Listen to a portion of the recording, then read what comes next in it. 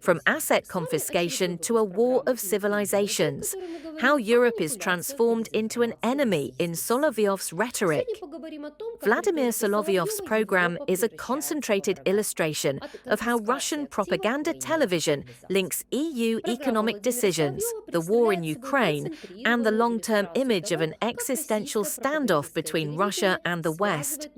A single, unbroken narrative combines the confiscation of Russian assets, demographics, NATO history, Donbas, and the future of Europe, not as a set of disparate topics, but as elements of a unified picture of aggression against Russia.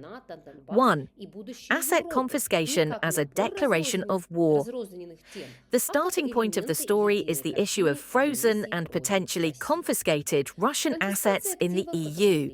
This step is interpreted not as a legal or political instrument of pressure, but as an act of direct war.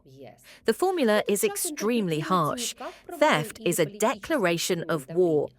An important technique is used here, blurring the distinctions between sanctions mechanisms, legal disputes, and military action, replacing legal logic with the logic of force and inevitable retaliation.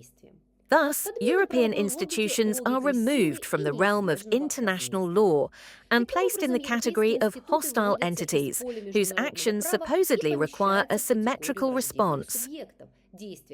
The spirit of the rooster is constantly beating in the head, and Orban has been very clear about who will bring the European Union to a fatal end.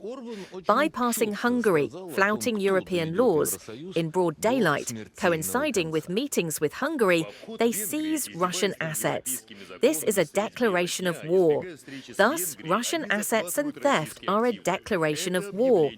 I have never seen a country withdraw 200 or 300 billion euros without a reaction. This does not happen. In fact, 3 Germans are the main actors here. They are the ones, I think, who will bring the European Union to a fatal end.